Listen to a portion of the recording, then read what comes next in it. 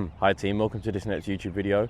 In this video I'm going to break down the difference between a regular shafted putter and a centre shafted lab style putter. I'm going to break down whether there's much difference and whether the lab is truly made up what it's meant to be, and I'm going to break down whether there's any difference between the amount of face rotation or arc that each putter produces. Obviously where the lab is more line angle balanced, the idea is that there's no rotation, no arc, and it's more square to square. That's what it says on the putter anyway, square to square. So the idea is that then obviously because of the shaft, we should then feel like this is more square to square, this is more of an arc. Now I'm going to hit putts with both and explain to you whether there is any difference, and the main key difference is that I feel like I am feeling with both putters. That could hopefully help you out in deciding which style of putter is best for you. Let's do it. The first putter I've got is the regular shafted putter. Okay, this is still face balanced, but you can see how the shaft is just in the normal part of the putt head.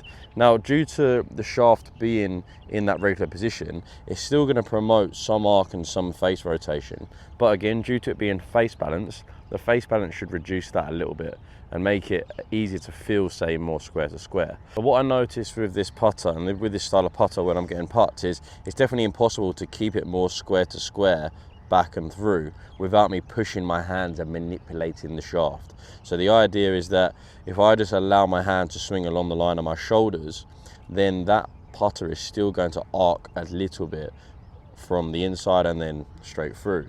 So the idea is that we aren't trying to force the square to square stroke with this style of putter, because then what that could cause is, say, more of a pull where I push it out and it gets hooded and then it gets delivered close and then it misses left. And also with this putter, we don't want to be forcing the arc, okay? We don't want to be dragging the hands round and in just because of where that shaft is.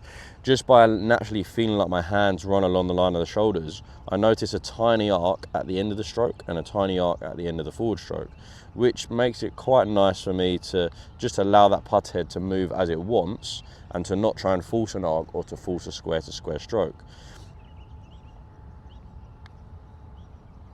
So again, that main difference is if I'm trying to keep this putter square to square, you see how I've got to almost push my hands on the outside or flatten out that shaft angle.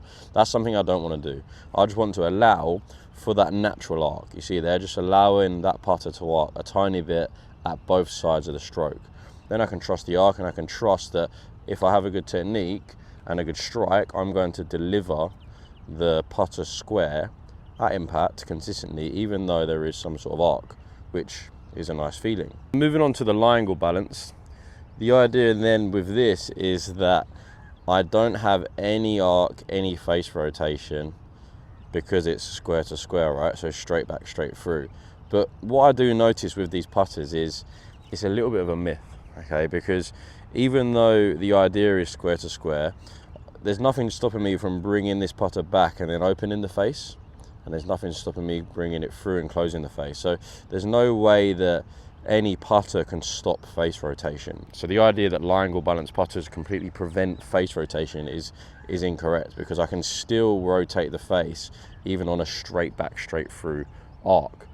Again, I've used this putter on rounds and I still feel like, due to how I set up to the ball, I still arc the putter. You see how that putter just goes in on the inside a little bit, similar to my one, which again is fine, but again it's still not a square to square or a straight back, straight through stroke. And even though this putter does feel far more stable due to the surface area and due to how it sits, it still doesn't mean that I can't push it or pull it. Okay, it still doesn't mean that this putter completely prevents that. The main difference, I believe, is not only the stability but also the way it sits. I feel like the aiming's a little bit different. So if you do go for one of these putters, again, it probably will help you out, but you just want to make sure that you're getting used to the alignment a little bit. Just because of where the shaft is, the perception that you might get when looking down at the putter to see where it's aiming is going to be different to when you've got your regular putter sitting down, okay? Just because of where the shaft position is. With the line angle balance putter, it should be more, I believe, a little bit further forward, because that looks a bit better, because again that allows that shaft to still be kind of central. Then again, if I'm getting that shaft in that same position, you can see how the face is actually a little bit further back on the regular putter. but further forward on the low angle balance putter. So that is where I believe our ball position should be played, and it's just about, again, adjusting and playing around with it just so you can see straight. So there's a bit of an insight into both putters. Again, don't be fooled by the marketing about labs putters and low angle balance putters, because they can still move around, there's still face rotation, and there's still arc. Okay, try out both putters, see which one you prefer, let me know in the comments which one you go for, and I'll see you in the next video.